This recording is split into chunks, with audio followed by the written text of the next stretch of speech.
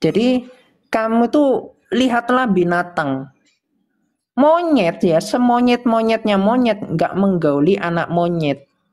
Anda butuh hadis, Anda butuh tafsir, Anda butuh asbabun. Mana Anda beriman kepada kitab-kitab Anda? Kitab-kitab Anda yang kami sodorkan.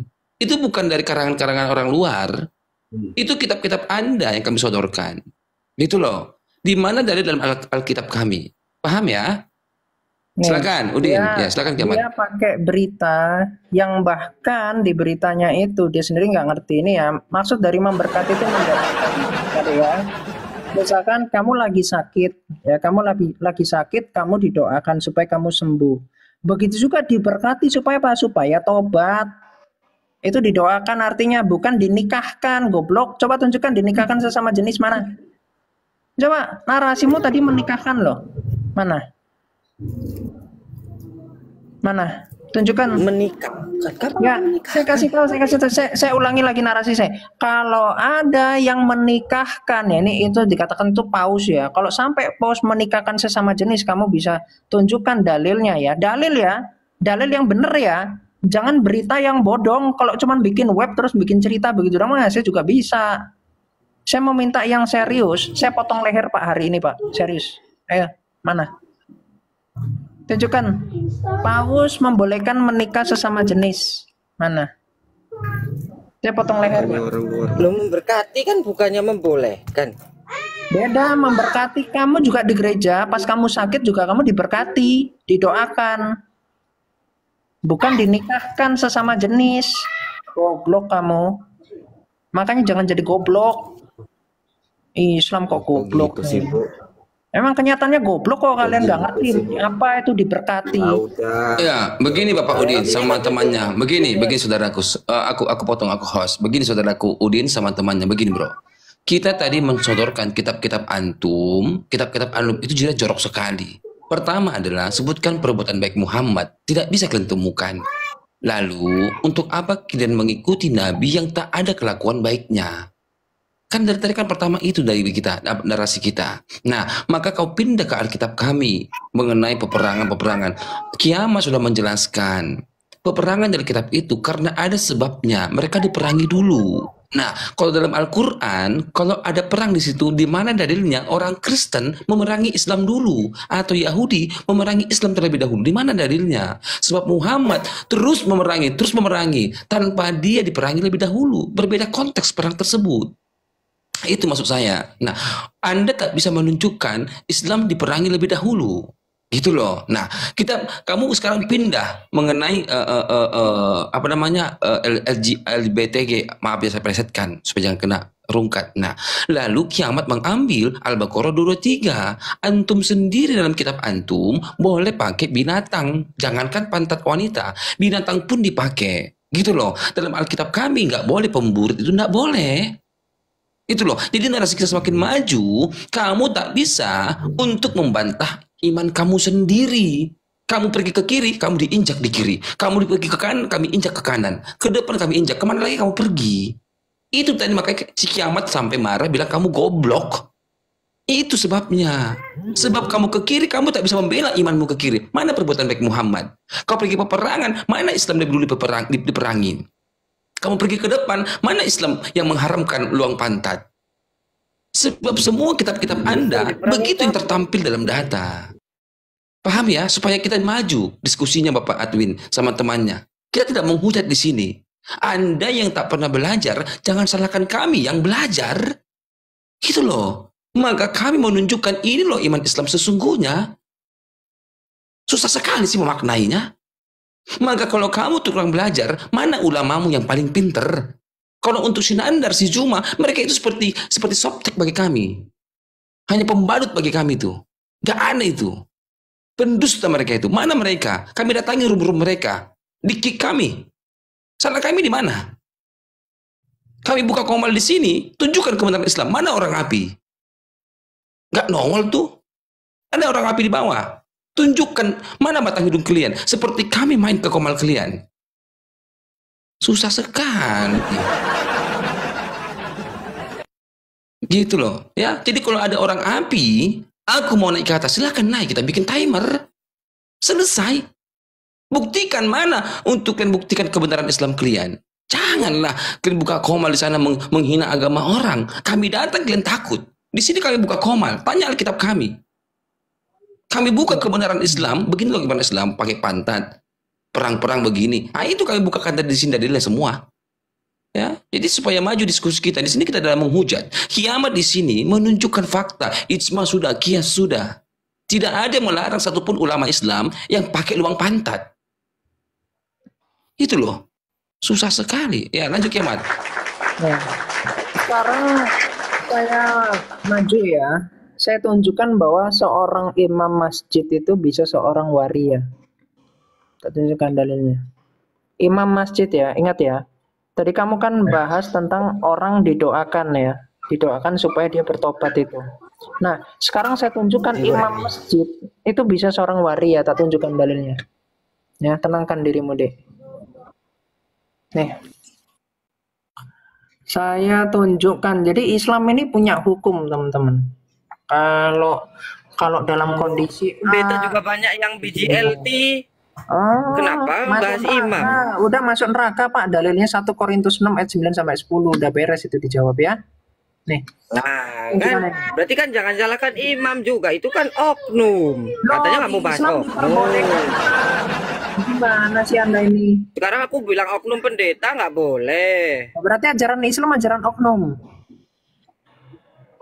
Kalau ini Anda nggak bisa bedakan Kristen oknum juga ya? pendetanya Ini, Pak. namanya oknum. Kalau di Islam bukan oknum, saya kasih tahu ya, bedanya oknum sama bukan oknum. Ini dalam hal ajaran. Kalau oknum itu tidak melakukan apa yang diajarkan di dalam kitab suci. Sedangkan bukan oknum, dia melakukan itu karena mentaati kitab suci. Paham, Pak? Nggak paham, jedotin kepalamu ke tembok. Banyak romo yang tidak menikah. Kalau kamu nggak paham, jedotin aja kepalamu ke tembok. Karena udah bodoh banget itu. Serius. Kenapa banyak romo yang nggak menikah? Saya tanya itu aja. Gampang. Kenapa suster dilarang menikah? Nah, nih, tak jawab dulu ya. Setelah itu fokus ya, Dek ya. Nih, tak jawab. Saya paling suka nggak fokus pada pembahasan, makanya saya lompat nih. Nih ya, ada orang yang tidak dapat kawin karena ia memang lahir demikian dari ibunya. Jadi dia lahir untuk dia tidak bisa tegang misalkan, ya. Dan ada orang yang dijadikan demikian oleh orang lain, misalkan dikebiri. Hanya dia nggak mau kawin, ya. Dan ada orang yang membuat dirinya demikian karena kemauannya sendiri. Yaitu apa? Dia mau jadi romo, dia mau selibat, dia mau lebih fokus pada ibadahnya, makanya lebih memilih untuk tidak menikah. Oleh karena apa? Kerajaan surga. Siapa yang dapat mengerti, hendaklah ia mengerti. Kalau orang bodoh, biarlah dia bodoh. Jadi dia menentang Kristus dong. Kok menentang Kristus? Gimana sih kamu ini? Loh, bodoh kan? Ini kan ada nih bilang bodoh karena terlalu lama, Pak, kebodohanmu, Pak. Enggak. Halo, kejadian 1 ayat 28. Udah, fokus ya. Kan nggak berani bahas. Kamu yang takut. Kamu ini saya lagi bahas ini, kamu langsung lompat. Saya udah ikuti sekali lompat. Sekarang begini, fokus. Berfokus ke kiamat. Begini, Adwin. Ini host berbicara, Udin ya. Ada romo yang tidak kawin, kamu katakan. Maka dengan ayat Alkitab kami menjawab tadi. Ada orang memang tidak bisa kawin. Satu, karena lahir dari rahim ibunya. Memang dia dari lahirnya nggak bisa berdiri burungnya. Nah, yang kedua, karena orang lain. Contoh, dia entah itu dia bermain pecah pelirnya, atau dia karena ditendang oleh orang lain, atau karena kecelakaan, ya kan? Nah, ayat Alkitab loh. Yang terakhir, dia karena kemauan sendiri, gitu loh. Karena hal kerajaan surga. Supaya dia fokus kepada Tuhan, dia mengurungkan niatnya untuk kawin. Barang siapa mengerti, hendaklah mengerti. Itulah ayat Alkitab menjawab itu. Ya, berpaham ya, Dek? Itu loh. Silakan kiamat, silakan. Ya, sedangkan kalau Anda pertanyaan Anda romo, ya ini ulama Anda ada loh yang nggak menikah nih. Saya tunjukkan.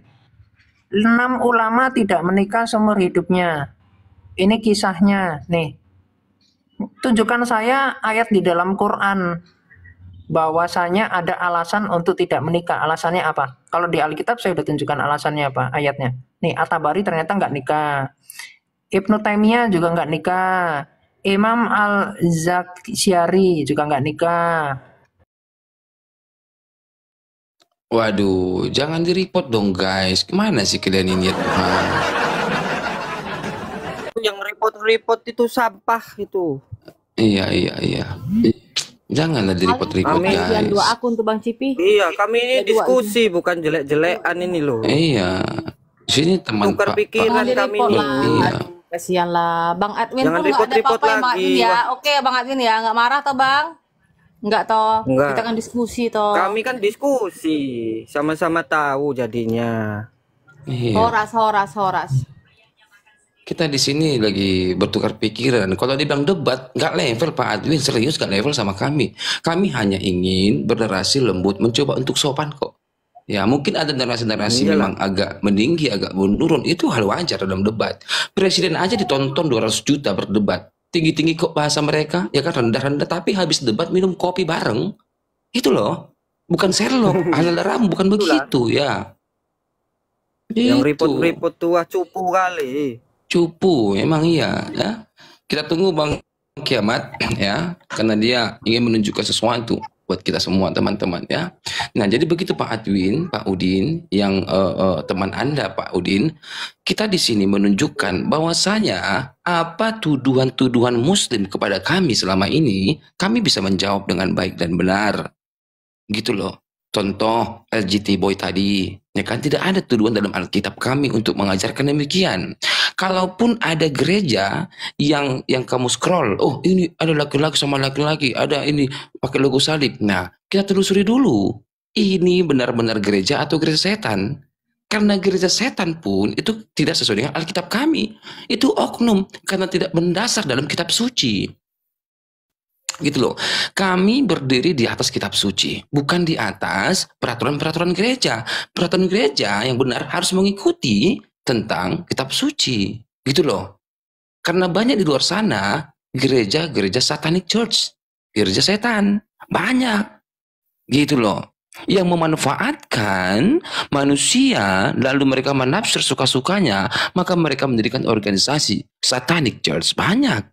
Mungkin yang seleweran di TikTok itu adalah orang-orang yang tak bertanggung jawab. Mereka adalah oknum, nggak mendasar ayat Alkitabnya. Itu maksud kami dari tadi. Oleh sebab itu, apakah Al-Quran sebanding dengan Alkitab kami? Ternyata Al-Quran membolehkan untuk kawin sesama jenis. Bahkan pantat binatang pun dinikmati sama Islam. Kami kan membukakan data. Jika Anda sakit hati, jangan ke kami. Ulamamu yang mengatakan demikian.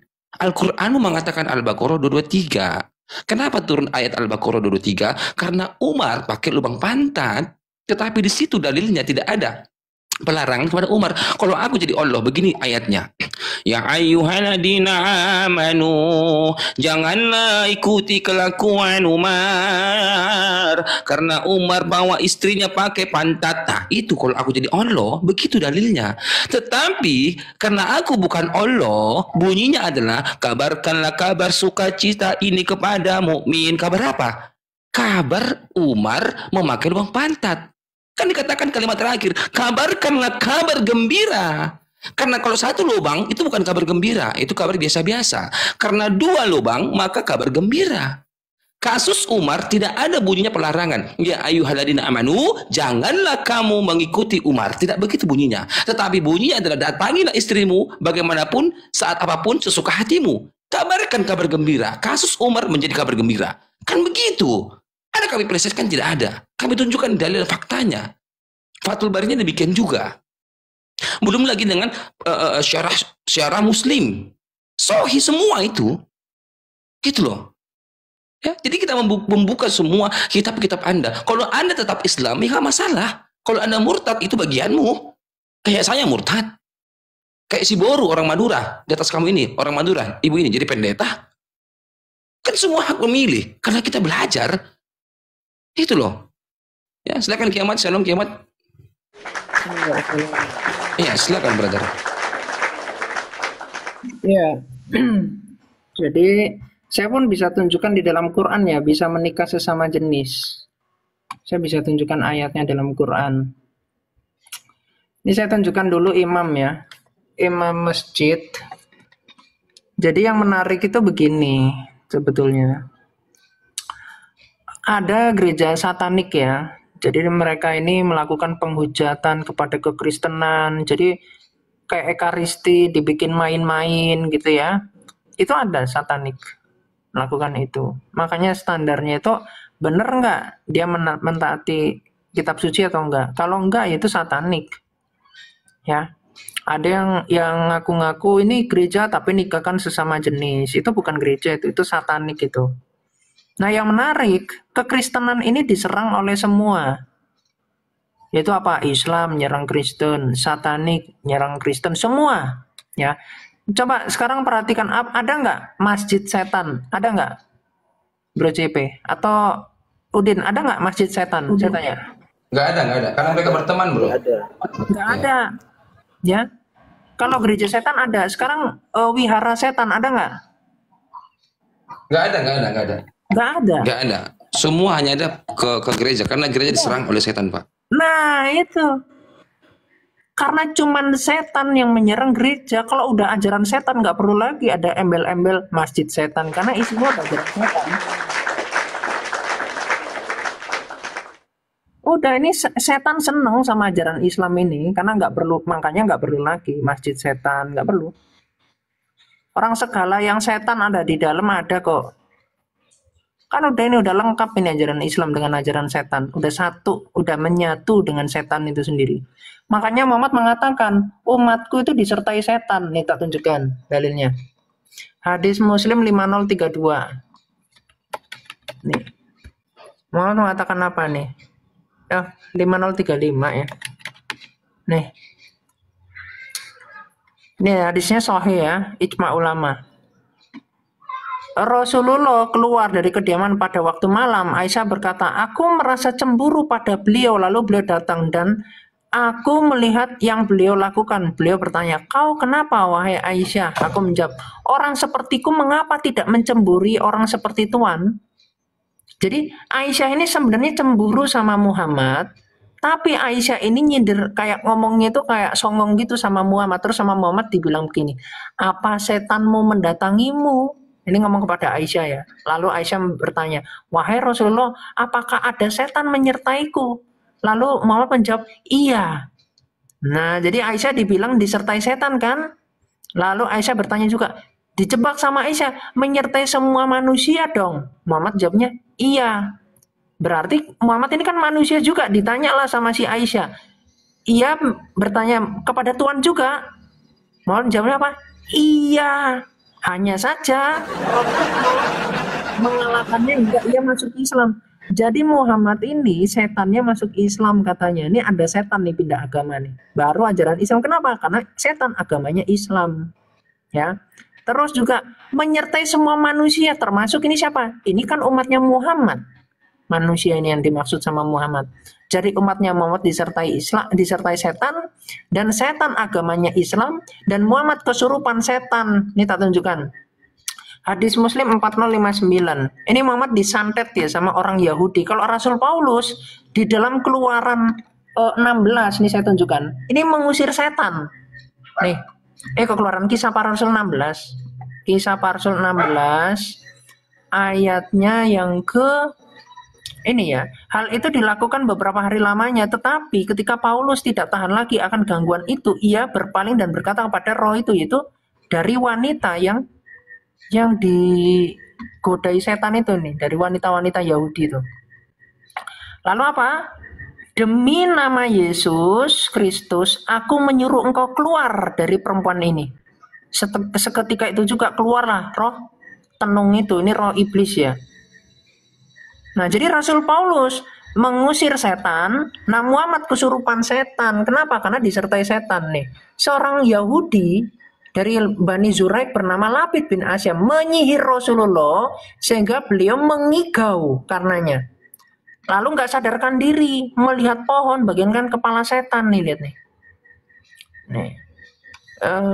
Kepala setan ini. Melihat ke dalamnya itu terdapat dua lembah, mana ya?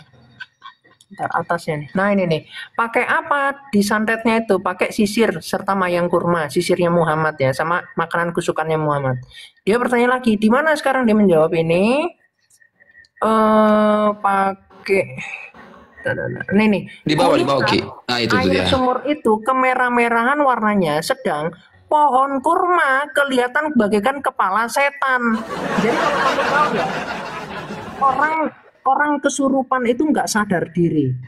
Di mana buktinya Muhammad nggak sadar diri? Ngelihat pohon kurma kok jadi kepala setan, itu udah nggak sadar diri. Makanya saya katakan Muhammad ini kena santet, makanya kesurupan, nggak sadar diri sampai mengigau. Nih di atas nih tulisannya mengigau. Nah nih. Jadi Rasul Paulus orang Yahudi ya kena kerasukan setan, diusir setannya. Muhammad sama orang Yahudi apa? Disantet, langsung kesurupan. Lalu ya Rasul Paulus orang mati ini di dalam Kisah Para Rasul 20. Ini ada Etikus ya ketika Ekaristi, dia di lantai 3. Nih. Dia duduk di lantai 3 nih ketika memecah-mecahkan roti nih, ketika lagi Ekaristi, ada seorang muda bernama Etikus duduk di jendela. Karena Paulus amat lama berbicara, orang muda itu tidak dapat menahan kantuknya, jadi dia ngantuk. Akhirnya ia tertidur lelap dan jatuh dari tingkat 3 ke bawah. Ketika ia diangkat, orang itu sudah mati. Mati dia, gara-gara jatuh dari lantai 3. Akhirnya apa? Tetapi Paulus turun ke bawah, ia merebahkan diri ke atas orang muda itu, mendekapnya dan berkata apa? Jangan ribut, sebab ia masih hidup. Jadi, atas kuasa yang diberikan oleh Tuhan Yesus, dia dipilih, dia diubahkan menjadi orang yang baik ya. Dan kemudian dia mengusir setan ya dalam nama Yesus, dia membangkitkan orang yang mati atas kuasa dari Kristus itu. Lah Muhammad gimana? Nah, tunjukkan dalilnya. Diracun. Nih. Ya, nih.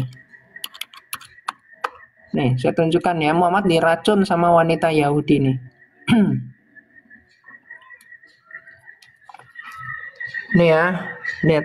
Ini kemudian sampai dibunuh nih, tak carikan ya riwayat panjangnya nih. Dibunuh nih seorang wanita ini, terus coba. Nah, ini. Jadi awalnya itu seperti mau dimaafkan, tapi setelah itu dibunuh, guys. Ini. Wanita ini dihukum mati nih, dihukum pun dibunuh nih. Wanitanya dibunuh ya. Maka wanita itu pun dibunuh. Nah, ini ceritanya ini atas nih. Seorang wanita Yahudi dari penduduk Khaybar menabur racun pada daging kambing punggung. Kemudian ia menghadiahkan daging itu kepada Muhammad. Lalu Muhammad itu mengambil lengan kambing tersebut dan memakannya bersama para sahabat. Kemudian Muhammad bersabda kepada mereka semua, angkatlah tangan kalian semua, jangan dimakan lagi, karena rasanya nggak enak kan, racunnya itu nggak enak rasanya. Lalu Muhammad kemudian mengirim utusan untuk memanggil wanita Yahudi tersebut.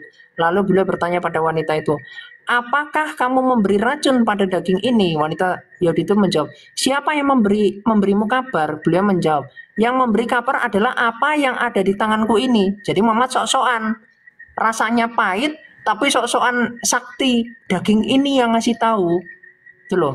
Wanita itu berkata, benar. Dia bertanya lagi, apa yang kamu inginkan? Wanita Yahudi itu menjawab, dalam hati aku berkata, jika dia memang seorang nabi. Jadi Muhammad lagi diuji. Kalau dia nabi, harusnya dia nggak mati kena racun. Nanti tak tunjukkan dalilnya Muhammad mati gara-gara racun ini. Sampai terputus urat jantungnya itu. Maka dia tidak akan mendapat bahaya. Tetapi jika bukan nabi, maka kami dapat beristirahat darinya. Lagi diuji. Maka di sini Muhammad langsung memaafkan wanita Yahudi tersebut dan tidak menghukumnya. Ya. Jadi ketika kemudian ada beberapa ini ya sahabatnya, para sahabat beliau pun ikut makan daging kambing, itu meninggal, sementara Muhammad membekam ya pada bagian tengkuknya. Jadi karena Muhammad baru makan dikit, akhirnya dibekam supaya racunnya itu tidak tidak menyebar gitu ke seluruh tubuhnya. Nah, akhirnya wanita ini pun dibunuh nih, lihat. Rasulullah kemudian memerintahkan supaya wanita Yahudi itu ya, untuk dijemput ya, kemudian untuk dibunuh. Namun ia tidak menyebutkan tentang cerita begam. Ini kalau yang tadi udah diceritakan yang di atas. Ya, jadi itu perbedaannya. Terus saya tunjukkan lagi riwayat akhir hidupnya Muhammad, itu urat jantungnya itu terputus karena bekas racun itu. Nah, nanti saya kasih tahu ya, Allah itu apa. Nih.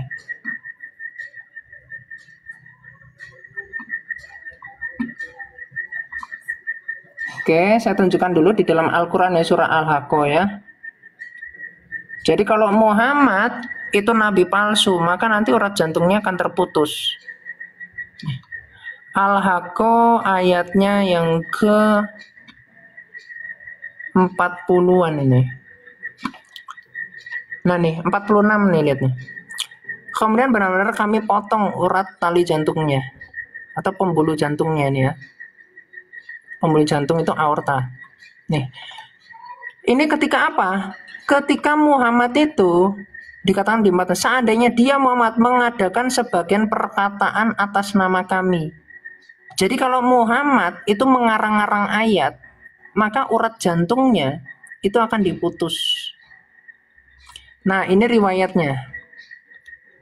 Sahih Bukhari volume 5, book 59, hadis nomor 713. Di sini hadisnya ini 4428, teman-teman bisa cek ya di quranx.com, cek yang bagian hadis ini, buka persis seperti ini. Di sini narasi ya, riwayatnya dari Aisyah. Di sini Muhammad ya, ketika dia itu mati, Muhammad mengatakan, "Oh Aisyah, aku masih merasakan sakit ini ya, the pain, sakit. Karena apa? Karena makanan yang aku makan di Khaybar." Ya. Dan pada saat ini aku merasakan my aorta. Jadi urat jantungnya Muhammad ini itu terpotong karena racun itu. Ya. Jadi genaplah apa sumpah serapah yang dikatakan oleh Muhammad. Jadi Al-Quran ini pure perkataannya Muhammad, dan sumpah serapahnya Muhammad itu senjata makan tuan. Dan ternyata Alkitab juga sudah menubuatkan bahwa nabi palsu itu, ini ya saya kasih tahu ya, Yeremia berapa ya, bentar, 23:15, iya betul, 23:15 ya. Nah, nabi palsu itu akan kena racun nih, lihat nih. Sebab itu beginilah firman Tuhan semesta alam mengenai para nabi itu. Sesungguhnya aku akan memberikan mereka makan ipuh dan minum racun, sebab dari para nabi Yerusalem telah meluas kefasikan ke seluruh negeri. Ya, mati kena racun. Sedangkan Rasul Paulus digigit ular, dia nggak mati. Nih, di dalam Kisah Para Rasul 28, bahkan ini sudah dikatakan oleh Kristus, kamu tidak akan mati ketika kamu kena racun ini. Ini kepada para rasul ya. Nih, lihat. Mereka akan memegang ular, dan sekalipun mereka meminum racun maut, mereka tidak akan mendapatkan celaka. Mereka akan meletakkan tangannya atas orang sakit, dan orang itu akan sembuh. Ini ketika Kristus mau di hari yang ke-40 setelah kebangkitannya, ketika dia mau terangkat ke surga, dia mengatakan ini. Nah, ternyata Rasul Paulus membuktikan itu. Nih. Dalam Kisah Para Rasul 28, ketika di Pulau Melta ya, di sini dikatakan, ketika Paulus memungut seberkas ranting-ranting dan meletakkan di atas api, keluarlah seekor ular beludak. Ketika panasnya api itu lalu menggigit tangannya. Ketika orang-orang itu melihat ular itu terpagut pada tangan Paulus, mereka berkata seorang kepada yang lain, orang ini sudah pasti seorang pembunuh, sebab meskipun ia telah luput dari laut, ia tidak dibiarkan hidup oleh Dewi Keadilan, karena mereka menyembah dewa ya. Tetapi Paulus mengibaskan ular itu ke dalam api, dan ia sama sekali tidak menderita sesuatu. Namun mereka menyangka bahwa ia akan bengkak. atau akan mati rebah setelah itu juga. Tetapi sesudah lama menanti-nanti mereka melihat bahwa tidak ada apa-apa yang terjadi padanya, maka sebaliknya mereka berpendapat bahwa Rasul Paulus itu seorang dewa. Ya, dari situ ada wah ini dewa ini yang datang karena digigit ular kena racun malah nggak mati. Tuh, jadi kamu lebih percaya mana? Sedangkan Muhammadmu ketika mati ditunggu bangkit nggak bangkit. Nih tak tunjukkan Bukhari 3394. Nih, Muhammadmu mati diyakini oleh para sahabat bahwa Muhammadmu itu akan dibangkitkan Allah nih. Dan pasti Allah akan membangkitkan beliau. Dan siapa yang mengatakannya bahwa beliau telah meninggal dunia, pasti Allah memotong tangan dan kaki mereka. Kemudian Muhammadmu busuk malahan di hari yang ketiga nih, lihat.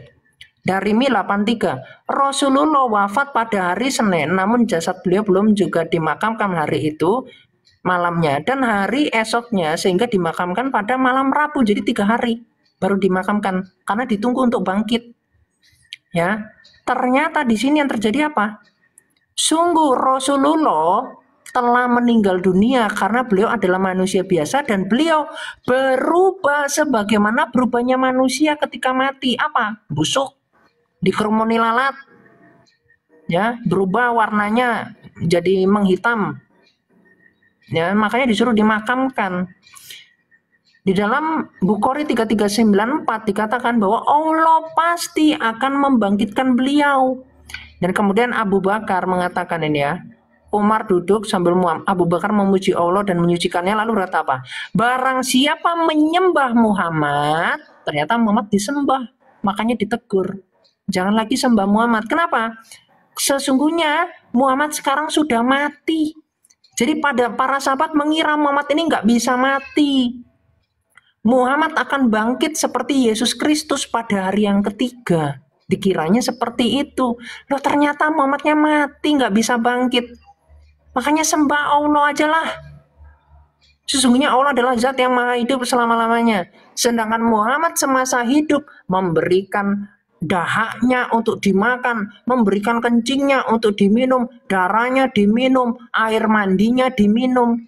Ya, kalau kamu nggak pernah dengar dalil tentang tabaruk, tak bukakan dalil-dalilnya. Jadi Muhammad semasa hidup, Muhammad itu disembah. Bahkan ketetapan yang memberikan itu bukan hanya Allah, tapi Muhammad juga nih di dalam Quranmu. Tunjukkan ya. Ayat 36. Al-Ahzab 36.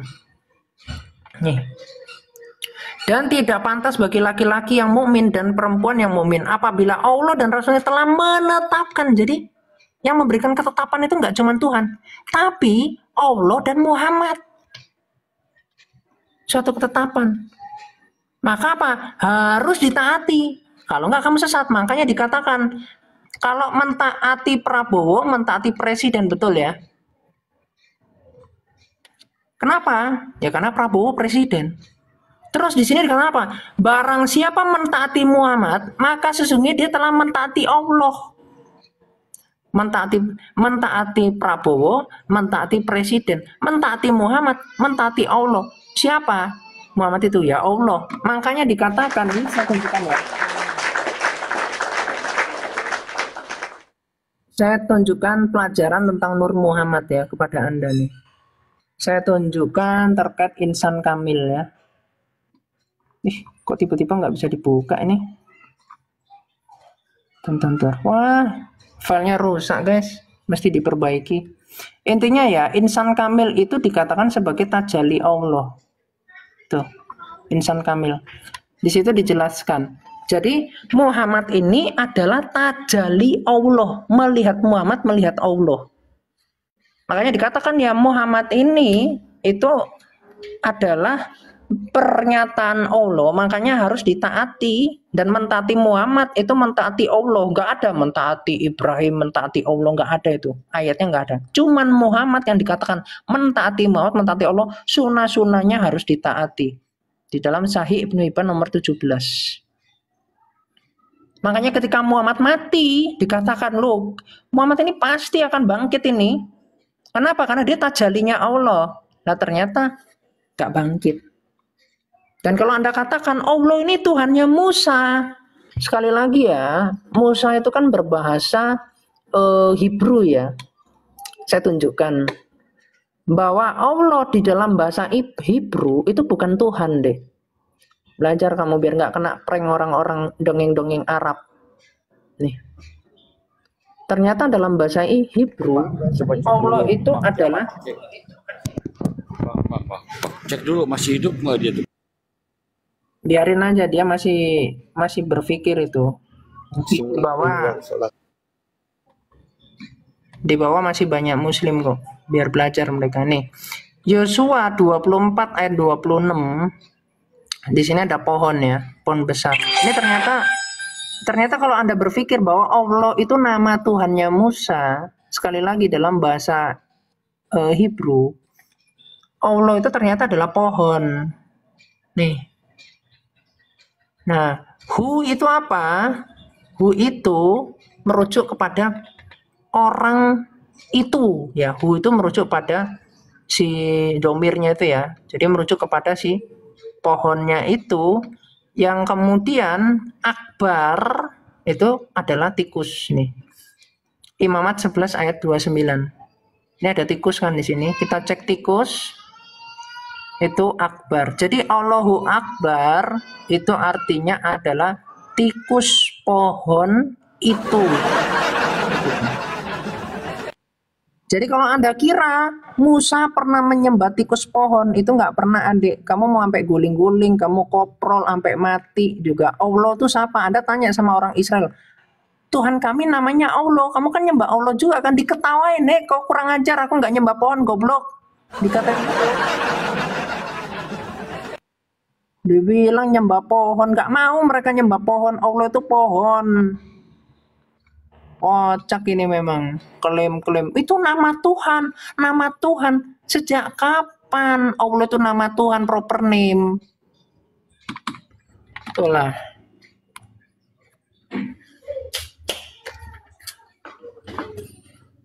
Jadi sebetulnya karena Allah itu Muhammad itu sendiri, dan Allah itu nggak pernah ada. Makanya Aisyah mengatakan, aku nggak melihat Allahmu kecuali dia ngikuti hawa nafsumu. Aisyah sendiri mengatakan apa? Allah itu nggak eksis.